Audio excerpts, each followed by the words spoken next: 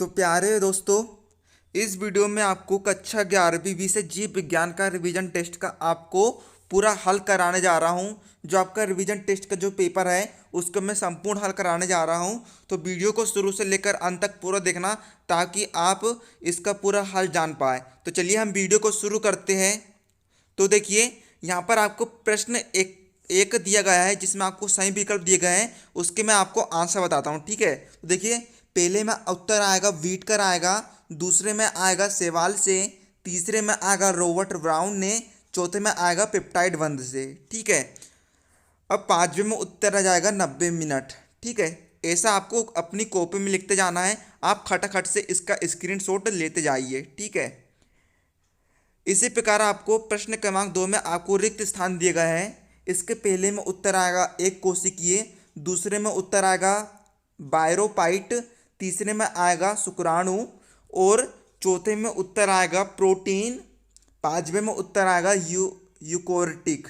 ठीक है, इसी प्रकार आप स्क्रीनशॉट लेते जाइए। ठीक है, प्रश्न क्रमांक 3 में आपको सत्य असत्य दिए गए हैं। ठीक है, कथन को बताना है आपको कि यह सत्य है या फिर असत्य है। तो पहला कथन जो दिया है वो आपको असत्य है, दूसरा जो कथन है वह सत्य है, तीसरा भी सत्य है, चौथा असत्य है और पांचवा भी असत्य है। ठीक है, इसी प्रकार प्रश्न क्रमांक 4 में आपको सही जोड़ी मिलाना है। ठीक है, तो पहला जो आपको शब्द दिया गया है उसकी सही जोड़ी मिलेगी पेनिसिलियम से, दूसरे की मिलेगी जिम्नोस्पोर्म से, तीसरे की मिलेगी कार्बोहाइड्रेट से, चौथे की मिलेगी सेल्यूलोज से। ठीक है, और पांचवे की मिलेगी आपकी डीएनए प्रतिकृति से। ठीक है, इस प्रकार आपको सही जोड़ी का मिलान करना है। पहले की मिलेगी पेनिसिलियम से, पहले जो आपको शब्द दिया गया है उसकी मिलेगी आपको पेनिसिलियम से, दूसरा जो आपको शब्द दिया गया है उसको मिलेगी जिम्नोस्पर्म से, तीसरा जो आपको शब्द दिया गया है उसका मिलेगा कार्बोहाइड्रेट से, चौथा जो आपको शब्द दिया गया है उसका मिलेगा सेल्यूलोज से और पांचवा जो आपको शब्द दिया गया है उसका मिलेगा डीएनए प्रतिकृति से। ठीक है, अब देखिए, इसी कक्षा 11वीं जीव विज्ञान के रिवीजन टेस्ट में आपको प्रश्न 5 दिया गया है, जगत मोनेरा का प्रमुख लक्षण लिखिए। तो आपको उत्तर में लिखना है जगत मोनेरा का प्रमुख लक्षण निम्न प्रकार है। पहला, यह प्रायः एक कोशिकीय प्रोकैरियोटिक जीव है। दूसरे में, इनमें प्रमुख कोशिकांग अनुपस्थित होते हैं, केवल राइबोसोम पाए जाते हैं जो 70 इस प्रकार के होते हैं। तीसरे में लिखना है कोशिका भित्ति दृढ़ होती है जो पॉलीसेकेराइड एवं एमिनो अम्ल की बनी होती है। ठीक है, इस प्रकार आप स्क्रीनशॉट ले लीजिए और अपनी कॉपी में लिखते जाइए। अब इसी का प्रश्न 6 का उत्तर हम देखते हैं। इसमें आपको लिखना है न्यूक्लिक अम्ल में विषम चक्रीय यौगिक नाइट्रोजन क्षार जैसे एडेनिन, ग्वानिन, यूरेसिल, साइटोसिन व थाइमिन होते हैं। ठीक है, अब देखिए, इसी प्रकार आपको प्रश्न 7 का उत्तर में आपको लिखना है। प्रश्न 7 का जो आपका मेन वाला क्वेश्चन है उसका उत्तर आपको लिखना है। प्रश्न 7 का जो प्रश्न आपको दिया गया है, क्या दिया है, कोशिका किसे कहते हैं। ठीक है, तो इसका उत्तर आपको लिखना है कोशिका सजीवों के शरीर की रचनात्मक और क्रियात्मक इकाई है और प्रायः स्वतः जनन की सामर्थ्य रखती है। ये विभिन्न पदार्थों का वे छोटे से छोटा संगठित रूप है जिसमें वे सभी क्रियाएं होती है जिनमें सामूहिक रूप से हम जीवन कहते हैं। ठीक है, स्क्रीनशॉट ले लीजिए। मेरे बिना बोले ही आप स्क्रीनशॉट लेते जाइए और लिखते जाइए। ठीक है, मैं आपको बताते जा रहा हूँ। इसी प्रकार प्रश्न 8वां का अथवा में आपको क्वेश्चन का दिया है कोशिका को। ठीक है, प्रश्न 8वां का अथवा का उत्तर में आपको लिखना है कोशिका का पावर हाउस माइटोकॉन्ड्रिया को कहा जाता है क्योंकि यही तो पावर को एटीपी के रूप में इकट्ठा करके रखता है। माइटोकॉन्ड्रिया रासायनिक ऊर्जा के स्रोत के रूप में उपयोग किए जाने वाले एडोसिन ट्राईफास्फेट एटीपी की अधिकांश सेल की आपूर्ति करते हैं। इस प्रकार एक माइटोकॉन्ड्रिया को कोशिका को बिजली घर भी कहते हैं। ठीक है, प्रश्न 8वां का अथवा का उत्तर में आपको यह सब लिखना है। अब प्रश्न 9वें की तरफ हम बढ़ते हैं। तो प्रश्न 9वें में आपको क्वेश्चन दिया है सूत्री विभाजन को समविभाजन क्यों कहते हैं। तो उसके उत्तर में आपको लिखना है सूत्री विभाजन में जनक एवं संतति कोशिका में गुणसूत्रों की संख्या समान होती है, अतः इसे सूत्री विभाजन या फिर इक्वेशनल डिवीजन कहते हैं। ठीक है। प्रश्न 10 में आपको दिया है अर्धसूत्री विभाजन का क्या महत्व है। क्वेश्चन क्या है आपका, अर्धसूत्री विभाजन का क्या महत्व है। तो इसको उत्तर में आपको लिखना है अर्धसूत्री विभाजन के निम्नलिखित महत्व है। पहला, इस विभाजन के द्वारा अगुणित युग्मकों का निर्माण होता है तथा निषेचन के पश्चात युग्मक में द्विगुणित संख्या पुनः प्राप्त हो जाता है। दूसरा, इस विभाजन द्वारा जीवों में विभिन्नता उत्पन्न होती है। समजात गुणसूत्रों में युग्मक तथा अपुत्री क्रोमेटिड्स में विनिमय से नए गुणों के संयोग बनते हैं। तीसरा, इसका महत्व है इस विभाजन से बनी युग्मक में मातृ एवं पितृ दोनों प्रकार के लक्षण मिश्रित होते हैं, जिनके संलग्न से आनुवांशिक गुणों के नए नए संयोग बनते हैं जो जीव के विकास क्रम में सहायक होते हैं। चौथा महत्व है लैंगिक प्रजनन में इस विभाजन की प्रमुख भूमिका होती है, क्योंकि अगुणित युग्मक ही लैंगिक प्रजनन की इकाई होते हैं। ठीक है।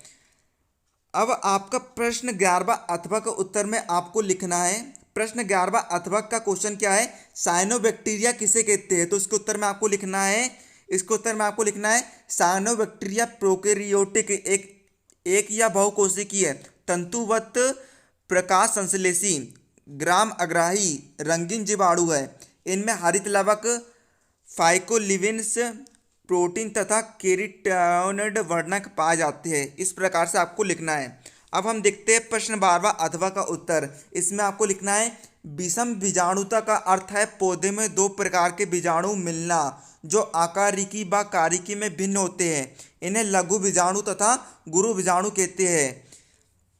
यह स्थिति सिलेजिनेला तथा साल्विनिया में मिलती है। विषम बीजाणुता में गुरु बीजाणु पौधे में ही रहता तथा वहीं निषेचन होता है। अब प्रश्न 13 का उत्तर देख लीजिए आप। ठीक है। प्रश्न 13 का उत्तर में आपको लिखना है कोशिका द्रव्य में पाए जाने वाले मुख्य कोशिका अंगों के नाम। पहला है कोशिका भित्ति, ठीक है। दूसरा है कोशिका झिल्ली, तीसरा है तारक काय, चौथा है अंत परद्रव्य जालिका। ठीक है दोस्तों, यदि आपको वीडियो थोड़ा सा भी पसंद आ रहा है तो हमारे वीडियो को अभी के अभी लाइक कर दीजिए और हमारे चैनल को सब्सक्राइब कर लीजिए, क्योंकि हम आगे आपके लिए ऐसे ही जो आपके रिवीजन टेस्ट के जो पेपर है हम उसके आंसर लाते रहेंगे और हम आपकी ऑनलाइन कोचिंग लगाते रहेंगे। तो खटाखट से हमारे चैनल को अभी के अभी सब्सक्राइब कर लीजिए। अब हम बढ़ते हैं अगले क्वेश्चन की तरफ। प्रश्न 14 का उत्तर में आपको लिखना है पहला, ग्लाइएडिन। ग्लूटेन एक प्रोटीन है जो खाद्य पदार्थों में प्रयुक्त होता है, जबकि दो अन्य प्रोटीन ग्लाइएडिन और ग्लूटेनिन मिलते हैं। ग्लाइएडिन प्रोटीन गेहूं में पाया जाता है। दूसरा लिखना है आपको जिन, यह मक्का में पाया जाने वाला प्रोटीन है। तीसरा में आपको लिखना है ग्लोब्यूलिन। ग्लोब्यूलिन ग्लोबुलर प्रोटीन का ही हिस्सा है जिसका एल्ब्यूमिन से भी अधिक आणविक वजन है और शुद्ध पानी में अघुलनशील होता है, लेकिन नमक के पानी में यह घुल जाता है। कुछ ग्लोब्यूलिन लीवर में बनते हैं, जबकि अन्य प्रतिरक्षा प्रणाली द्वारा बनाए जाते हैं। यह प्रोटीन अंडे में पाया जाता है। चौथा प्रोटीन आपका है केसिन। केसिन प्रोटीन शरीर में धीरे धीरे पचता है। इसमें अपचयी गुण होते हैं, जिसका मतलब है कि भोजन की अनुपस्थिति में भी यह प्रोटीन मांसपेशियों को टूटने नहीं देता है। यह दूध, दही, पनीर आदि में पाया जाता है।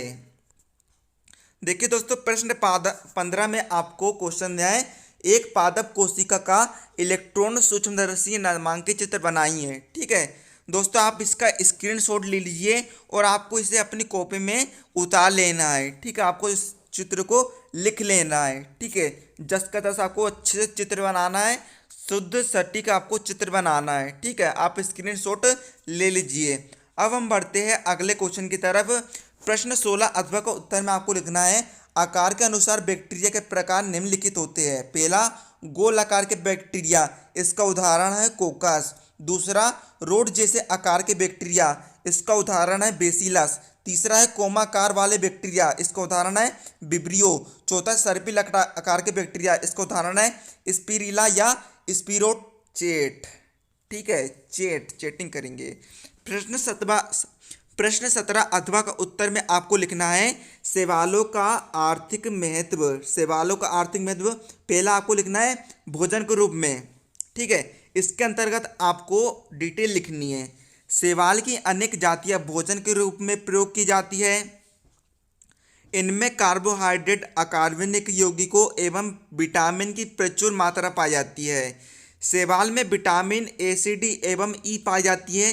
शैवालों का भोजन के रूप में प्रयोग विश्व में सर्वाधिक जापान में होता है। आयरलैंड में शैवाल कॉन्ड्रस क्रिस्पस को सुखाकर खा जाता है।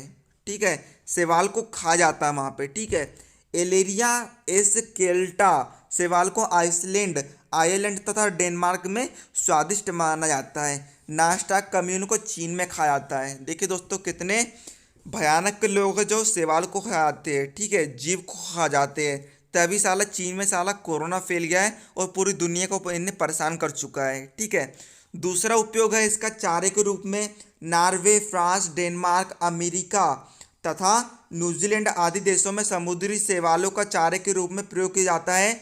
बहुत सी मछलियाँ लिंजवया शैवालों पर आश्रित रहती है। अन्य देशों में कुछ लाल शैवालों को भेड़ों तथा मुर्गियों के लिए भोजन के रूप में प्रयोग किया जाता है। ठीक है, आगे आपको लिखना है लेमेरिया तथा फ्यूकस शैवालों को गाय तथा बैलों आदि को खिलाया जाता है। चीन में सारगासम को चारे के रूप में मान्यता दी गई है। खटाखट से स्क्रीनशॉट लेते जाइए। तीसरे में आपको लिखना है उद्योगों में उपयोग। शैवालों का उद्योग के क्षेत्र में अधिक महत्व है। इनमें निम्न उत्पादों को वाणिज्यिक स्तर पर प्राप्त किया जाता है। चौथे में आपको लिखना है कृषि में उपयोग। जैसा कि हम सब जानते हैं कि बैक्टीरिया, कवक शैवाल तथा दूसरे अन्य सूक्ष्म जीवाणु पाए जाते हैं। इनमें पाए जाने वाले में नील हरित शैवाल सर्वाधिक महत्वपूर्ण है। इनमें नाइट्रोजन यौगिकीकरण की क्षमता होती है।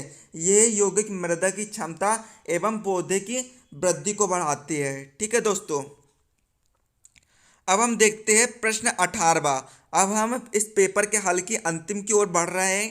ठीक है, प्रश्न 18वां में आपको दिया है प्रोकैरियोटिक एवं यूकैरियोटिक कोशिका में कोई 5 अंतर लिखिए। ठीक है, तो देखिए आपको 2 कॉलम बनाने हैं। एक कॉलम में आपको लिखना है प्रोकैरियोटिक कोशिका, दूसरे कॉलम में आपको लिखना है यूकैरियोटिक कोशिका। ठीक है, तो पहला अंतर में आपको लिखना है प्रोकैरियोटिक कोशिका में आपको पहला अंतर लिखना है कोशिका भित्ति म्यूकोपेप्टाइड या म्यूरेमिक अम्ल व पेप्टिडोग्लाइकन की बनी होती है। सेलुलोज का अभाव होता है। माइकोप्लाज्मा में कोशिका भित्ति अनुपस्थित होती है। यूकैरियोटिक कोशिका में आपको लिखना है कोशिका भित्ति सेलुलोज व पेक्टिन की बनी होती है।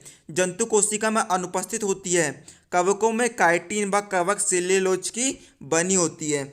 दूसरे में आपको लिखना है कोशिका झिल्ली के अंतर्वलन से मीसोसोम बनते हैं जो माइटोकॉन्ड्रिया के समतुल्य होते हैं। आपको ठीक है, आपको यूकैरियोटिक कोशिका में लिखना है मीसोसोम नहीं पाए जाते हैं। तीसरा अंतर में आपको लिखना है प्रोकैरियोटिक में आपको लिखना है झिल्लियों से घिरे कोशिकांग जैसे माइटोकॉन्ड्रिया, अंतःप्रदीप जालिका, गोल्जिकाए आदि का अभाव होता है। और यूकैरियोटिक में आपको लिखना है ये सभी कोशिकांग पाए जाते हैं। ठीक है, चौथे में आपको लिखना है केंद्रक में केंद्रक झिल्ली तथा केंद्रिका का अभाव होता है। और यूकैरियोटिक में आपको लिखना है सुस्पष्ट केंद्रक झिल्ली एवं केंद्रिक युक्त सत्य केंद्रक पाया जाता है। पांचवां अंतर में आपको लिखना है केवल 17S प्रकार के राइबोसोम पाए जाते हैं। और यूकैरियोटिक में आपको लिखना है राइबोसोम 18S प्रकार के होते हैं, परंतु माइटोकॉन्ड्रिया एवं क्लोरोप्लास्ट में 17S प्रकार के होते हैं। छठवां में आपको लिखना है डीएनए वलयाकार एवं हिस्टोन प्रोटीन रहित होता है। इसमें आपको लिखना है डीएनए रेखित, कुंडलित एवं हिस्टोन प्रोटीन से जुड़ा रहता है। ठीक है, अब हम देखते हैं कक्षा 11वीं। ठीक है, अब हम देखते हैं इसका आखिरी क्वेश्चन। ठीक है, 19वां क्वेश्चन है आपका सूत्री व अर्धसूत्री विभाजन में प्रमुख अंतरों को सूचीबद्ध करें। तो हम लिखते हैं समसूत्री तथा अर्धसूत्री कोशिका विभाजन में अंतर। आपको 2 कॉलम बनाना है। एक तरफ आपको लिखना है समसूत्री विभाजन, दूसरी तरफ आपको लिखना है अर्धसूत्री विभाजन। पहले अंतर में आपको लिखना है इस प्रकार का विभाजन देह कोशिकाओं में होता है और अर्धसूत्री विभाजन में आपको लिखना है इस प्रकार के विभाजन जनन कोशिकाओं में होता है। दूसरे अंतर में आपको लिखना है इसमें केवल एक विभाजन होता है। ऊर्ध्व साइड आपको लिखना है इसमें 2 से विभाजन होते हैं। तीसरे में आपको लिखना है इस विभाजन के द्वारा 2 संतति कोशिकाएं बनती है। इसमें इस विभाजन के द्वारा 4 संतति कोशिकाओं का निर्माण होता है। चौथे में आपको लिखना है संतति कोशिकाओं में क्रोमोसोम नंबर मात्र कोशिका के बराबर होता है।